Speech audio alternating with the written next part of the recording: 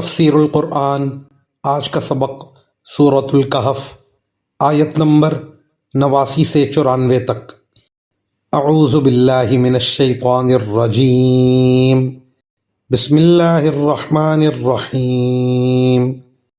ثم اتبع سببا حتى اذا بلغ مطلع الشمس وجدها تطلع على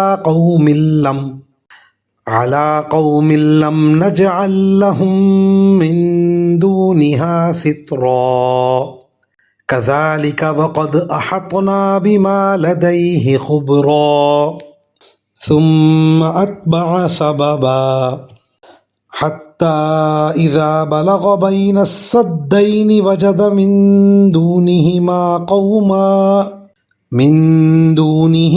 قوما لا يكادون يفقهون قولا قالوا يا ذا القرنين إن يأجوج ومأجوج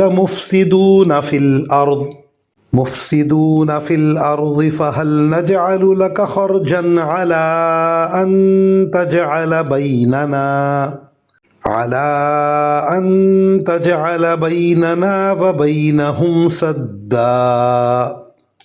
ترجمہ: اس کے بعد وہ ایک اور راستے کے پیچھے چل پڑے، یہاں تک کہ جب وہ سورج کے طلوع ہونے کی جگہ پہنچے تو انہوں نے دیکھا کہ وہ ایک ایسی قوم پر طلوع ہو رہا ہے جسے ہم نے اس کی دھوپ سے بچنے کے لیے کوئی اوٹ مہیا نہیں کی تھی۔ واقعہ اسی طرح ہوا، اور ذوالقرنین کے پاس جو کچھ ساز و سامان تھا ہمیں اس کی پوری خبر تھی۔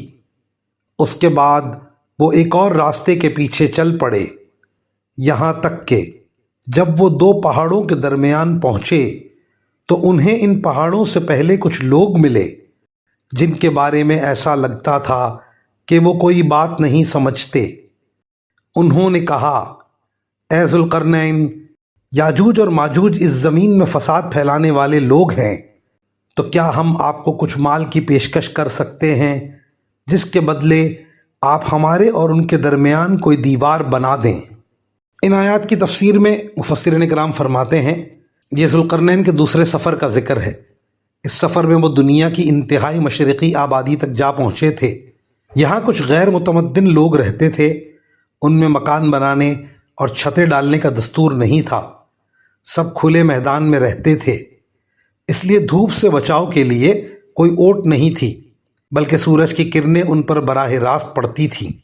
مزید ذوالقرنین کے تیسرے سفر کا ذکر ہے۔ قرآن کریم نے اس سفر کی سمت متعین نہیں فرمائی، لیکن بیشتر مفسرین کا خیال ہے کہ یہ سفر شمال میں دنیا کی انتہائی آبادی کی طرف ہوا تھا۔ یہاں کے لوگوں کی زبان بالکل مختلف تھی، اور شاید حلیہ بھی ایسا ہو کہ ان میں سمجھ کے آثار نظر نہ آتے ہوں، اور آگے ان سے جو گفتگو ہوئی ہے وہ یا تو کسی ترجمان کے ذریعے ہوئی ہوگی یا اشاروں سے۔ یاجوج اور ماجوج دو وحشی قبیلے تھے جو ان پہاڑوں کے پیچھے رہتے تھے، اور تھوڑے وقفوں سے وہ پہاڑوں کے درمیانی درے سے اس علاقے میں آ کر قتل و غارت گری کا بازار گرم کر دیتے تھے۔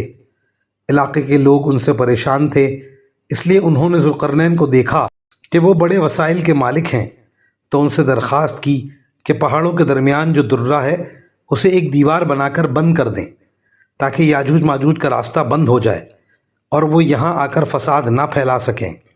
اس کام کے لیے انہوں نے کچھ مال کی بھی پیشکش کی، لیکن حضرت ذوالقرنین نے کوئی معاوضہ لینے سے انکار کر دیا، البتہ یہ کہا کہ تم اپنی انفرادی طاقت سے میری مدد کرو تو میں یہ دیوار بلا معاوضہ بناؤں گا۔